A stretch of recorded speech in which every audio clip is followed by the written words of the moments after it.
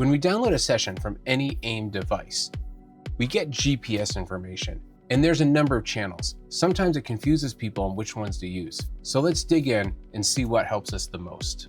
The channel everyone's used to using is GPS speed.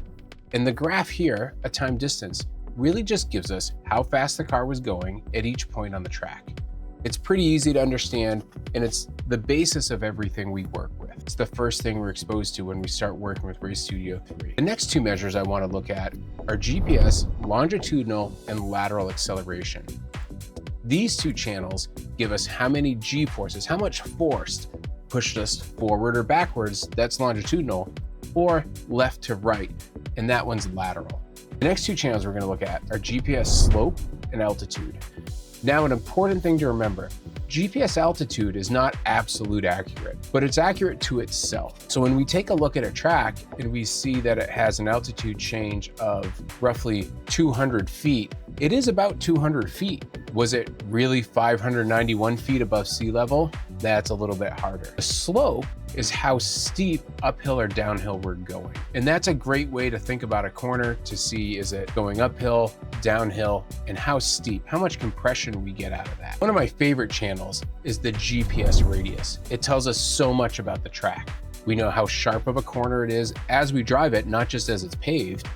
And we get to see how we took that corner. Did we turn sharp at the beginning and then open the corner up, a late apex? Did we have the tightest part of the corner right in the middle, a middle apex? Or did we have the tightest part at the end of the corner, which would be an early apex? You can analyze a lot of your driving very quickly with that one channel. The GPS gyro is a channel that sometimes confuses people. It's a measure of how quickly the car is rotating, but it's not an absolute rotate. It's degrees per second, so it's how fast it's doing it. Two great channels to evaluate the quality of the GPS signal we're getting is the GPS positional accuracy and the number of satellites.